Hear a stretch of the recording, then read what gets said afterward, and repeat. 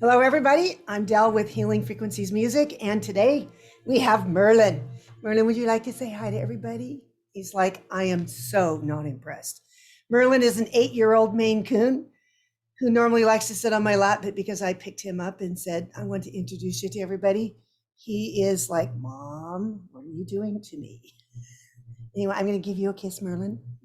You're the cutest boy on my lap right now, and I'm going to let him go. And maybe I won't have another cat jump on me. Anyway, the subject of today's video is cancel culture verbal abuse? And I did a blog on it a few days ago, and I will put a link in the description below to that particular blog post. As I've said before, I am starting to do vlogs, interesting word for it, on some of the blog posts so that you can hear something and read something, and between the two, it just kind of connects some things in your brain, because some people are visual learners, some people are auditory learners. And me, having been a teacher most of my adult life, I have discovered that as many ways that you can present the same information, the better off you are, because then more people will understand. So the first thing I'm going to do real quick is share some of the blog posts so that you can see it. Going to give a little bit of a shout out to my website as well. I think I have it. Oh, yes. And crud. Got to get rid of this. Okay. This is the post, and it's under blog, and I just clicked on it. Is cancel culture verbal abuse? I went into the Merriam-Webster dictionary. I don't use Wikipedia because most of the information in there is added by people, and some of it's not always accurate. So I tend not to use anything that hasn't been solidified by someone who actually knows what they're doing. And I don't believe that Wikipedia does that. It'll give you basic information, but the deep-seated stuff, no. Anyway, I copied the definition for cancel culture into here. I also copied the definition for verbal abuse into here as well. I have a sister site. Let me just open up to it if I can find it. It is going to be, where is it? Free from verbal abuse. If it will open up. Okay. Here under definitions, and I will put a link. Well, there is a link already in the blog post to this. This goes into a lot of detail about the different, it explores the definitions of verbal abuse. And if you don't understand what it is, cancel culture is verbal abuse. Every form of abuse that you see on this, you are going to see in cancel culture. All right, now I'm going to come back to this website. You're going to see, again, this is Healing Frequencies Music. You can see that I record spontaneous music. If you go and click on the samples, you can hear samples of all my music. If you sign up for the newsletter, which you can do here, you're going to get a lot of interesting articles on all things frequency. And I hide little surprises, little freebies throughout the different posts, just to encourage you to read them all. You know, scavenger hunts, why not? Then you could subscribe to the blog so that every time I put a new post on there, you can see that. Here are all the products that I have. And then this is interesting. These are the posts that get the most views. And I find it fascinating that this Pythagorean tuning and the Hitler and the A444 concert pitch, or A440 concert pitch, those always seem to be up there in the top of the read list, which, you know, there's a lot of interesting stuff out there about it. And I come at everything from a musician's point of view and, you know, understanding what it is that, looking at all this from a musical perspective. So I'm going to stop sharing now so you can look at my face. You all want to see my face, right? Anyway, the whole thing I'm finding out about cancel culture is the goal is somebody says something you don't like. They just really frost your buttons and you disagree with it, or you think it's wrong.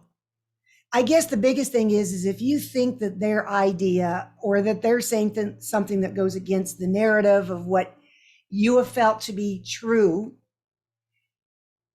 and they do that, then there is a thing right now where you go and you cancel the person. You do everything to defame the person, say nasty things about them, and do all kinds of dumb things.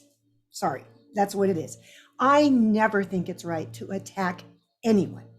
If we don't like what they've got to say, there's this thing called ignore them. They might go away. It's like feeding trolls. When people get on websites and say weird stuff, or they get on live streams and they say crazy things, ignore them. I mean, the only reason they do that is I call it an AGD. It's an attention getting device. And I saw kids do that all the time, and of course, once I learned the love and logic approach of teaching, you think in your brain, what is going through their mind? Why might they be saying these nasty things to someone else? And I have discovered that 90% of the time, probably even more than that, but I'm just going to leave it around 90.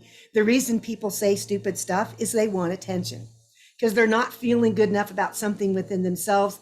They got to say something to draw attention to them. Perfect example.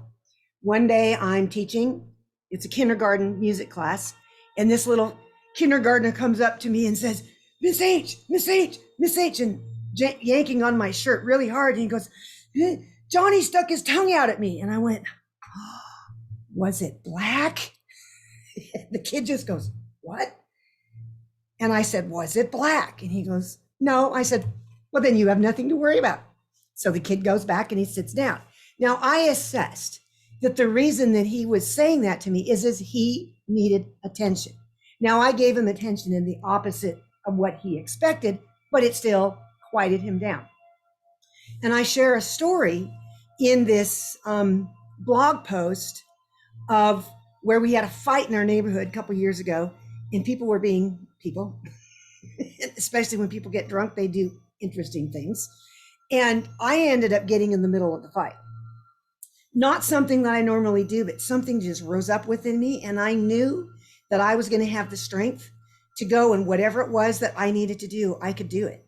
It's just one of those things that happens. And I went over and literally stood between these two guys and looked at the guy who was being attacked. And I said, be the man, be the man. Don't listen to what he's saying. He's drunk. You're not. And I'm just like, he goes, but he's saying these things. I said, ignore him. After about 20 minutes of this, and he had the entire thing on his security camera, which is interesting. And then this cheering section down at the end of the street was sitting there. Yeah. Go get him. Go get him. And I turned around and I said, will y'all shut up? You're not helping anything. And of course they got mad. But the long and short of the story was I got the guy to back down, which immediately made the guy who was yelling the insults stop, because there was nothing. He was no longer engaging. So I think it's important that when we look at someone who is trying to cancel us or saying mean things or doing stupid stuff to us, I know it's hard to ignore them. I know it's really, really hard to ignore them. But the more that we do that, the better off we're going to be. And I know it's hard. I've had to really learn to do that. And I suffered major consequences for not doing that. Now, I know that there are times we do need to stand up, but when we do it, we have to stand up in a spirit that's not negative. If you spew negative with negative, the two put together an incredibly disastrous wave of energy that does not help anything.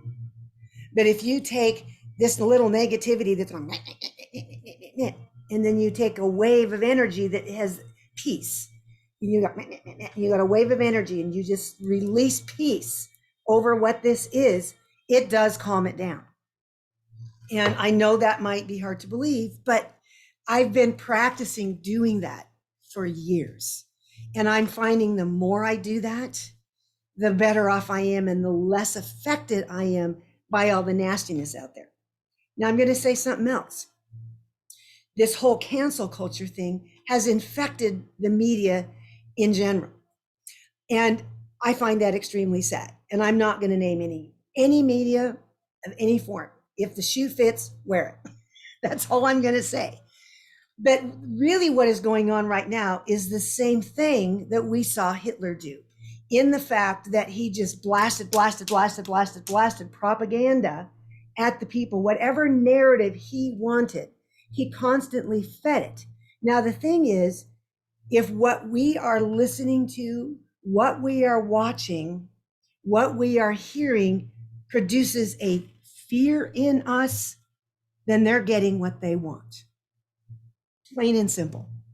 So all of the stuff that's been going on in the last couple of years concerning this specific illness, which I will not mention here, if you think about it, all of the stuff that's on the billboards, on the radio stations, on every news channel that you can possibly, I mean, I get daily updates from the school I work at with the latest information on this. And it's like bombard. And eventually that wears you down, very similar to living in an abusive relationship. I would know, been there, done that, bought the t-shirt. And so when you've got this abusive words and these abusive behaviors coming at you boom, boom, boom, boom, all the time, unless we're in that place where we can put on peace, we can put on hope, we dress ourselves in hope, we dress ourselves in peace, we dress ourselves in unconditional love. If we don't do that, then all that propaganda will get at us and start to affect us, because then we get broken down to a point where we allow it to come in. Now, I did that when I was married, and it caused a really strange illness in me, which I had for 19 years. And it was something similar to chronic fatigue. But once I came out of coming into agreement with all the nastiness coming at me, because I started paying attention to the fear. So again, when you look at something and you listen to something and it just brings up fear in you, then you know that thing is not good. Either that or there's something in you that wants to respond to fear, which I did. It took probably, well, we'll just say 19 years total from the beginning until the end of this weird illness for me to come out of it. Because number one, I had to change my mindset. Number two, I had to start speaking different things into my system. And it's basically retraining your brain. You get those neural pathways changed to something that's the opposite of the fear. And once you start filling yourself up with that, it's like taking these frequencies, these energy frequencies of love. Here's another one of hope. Here's another one of peace. Here's another one of joy. And you just keep bombarding this fear with those much better, much stronger frequencies. Eventually the fear goes, and crawls up and dies. Just kind of like that spider that's on your wall that you want to kill. I feed them to the cats. They have a good time with that. So I think a lot of this whole thing of paying attention and participating in cancel culture, if we really spent more time just ignoring it, if there's news stations that you watch that it's constant fear, quit watching it. You know, I think some of these news stations would go down if they had 0 viewers. And then we start paying attention to the things that are feeding us positively. But see, that's unfortunately not how society works, because they realize if they can put fear into someone, oh my gosh, and then everybody starts paying attention to that. Ooh, fear is what gets people to watch what we're doing. If you can get people in a state of fear and frustration and anger and anxiety, then it's like this, it causes an adrenaline rush. And there are people who, what I call adrenaline junkies, they will do anything they can to keep that adrenaline pumping, because somehow that makes them feel better. But if we take that and replace it with love instead, then we're at peace, we're at rest, we can be more joyful, we can be in more hope. All of that stuff is much more effective. And it will affect us physically. If we've got illnesses on our body, we got all kinds of tweaks and all this weird stuff that's going on, chances are there are some emotional things that we might need to deal with to bring us back into a place of peace and rest. And I just cannot say enough that this whole thing with cancel culture, it disgusts me. And I don't like getting on live chats on various platforms and watching people just go at each other. And I'm sitting there looking at this thinking, do they not have anything better to do with their day than to sit there and attack one another? And it makes me feel sorry for them. And so I just begin just covering them in peace and covering them in hope and covering them in joy. There's not a whole lot I can do because I'm not going to argue with them. And I think that if we stopped trying to press our point to people and just love them, despite where they are, release hope into them. Don't feed the fears. You've seen that. Don't subscribe to cancel culture. Don't subscribe to verbal abuse. Then I think that we're in a much better position. So I encourage you to go read the entire article and that I have on cancel culture, and then go back and listen to the blog post that I have about free speech. You know, these two actually kind of tie into one another quite nicely. And so again, I just encourage everybody, live in a place of peace, live in a place of hope, despite what you see around you. I mean, I know right now, I live in the United States, some of the things I'm seeing, I'm going, excuse me? But it doesn't do me any good to sit there and be angry. I am better off releasing things that are opposite, things that are positive, because our words really do create life and death. Which do we choose today? Do we choose to use our mouth to create a living thing, or do we want to create something that makes us die? And I did the dying thing for a while, and it didn't work out so well for me. So I encourage everybody to get on the bandwagon of releasing peace, hope, joy, unconditional love, truth. And it's not necessarily a way that we think it should play out, because we have expectations, and our expectations are what gets us into trouble. And I believe our expectations is what leads to cancel culture and all the arguing and all the things that go off. I just have to take my hands off and say, you know what? I don't know how this is going to play out. And things might look kind of nasty, but I know that I know that I know that love, perfect love, wipes out all fear. It might not happen tonight, might not happen next week, but the more I just pound that fear with love and joy and peace and comfort and hope, the more I pound it, the more I know that love overtakes all those negative things. And every tiny victory, I'm going to take it because it's one step in the right direction. So I encourage you to join me in that endeavor. And until then, we'll see you on the next lovely YouTube post.